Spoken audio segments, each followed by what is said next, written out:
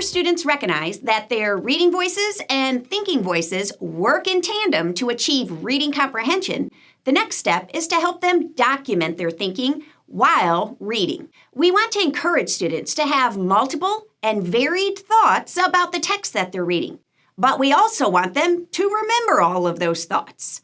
And this typically leads to students taking notes. Although note-taking is a common practice, effective note-taking requires explicit instruction. And sometimes the first thing to teach is what not to do. Taking notes is not about highlighting the author's words or just copying down a bunch of facts. The most important part of note-taking is to record the reader's own understanding and interpretation of the text details. Reading comprehension doesn't come from simply reading all of the words. Students need to digest them and understand what they mean. The Says and Means T-chart is a simple tool that can support this valuable reader habit. In the left column, the reader lists key words and details that the text actually says. In the right column, the reader jots thoughts and understandings about what each one means. Taking notes about a passage should be efficient. Therefore, teach students how to make a grocery list of details pulled directly from the text. Like a shopping list, the reader will write only key words and phrases, not entire sentences. And if students can abbreviate words and still know what they represent, encourage them to do so. This is even where text message spelling can work well. Those shorthand versions of full words will allow students to jot literal details much more quickly.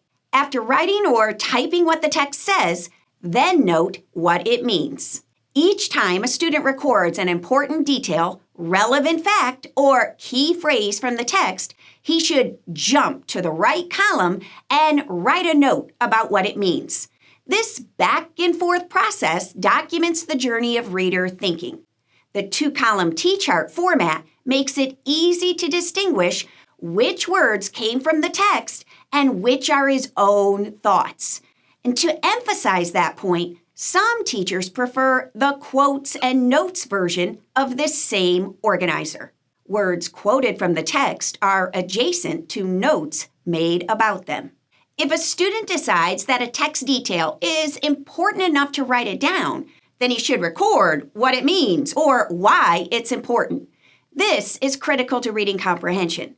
It reveals what the student is understanding, absorbing, connecting, and questioning about the specific information he is reading.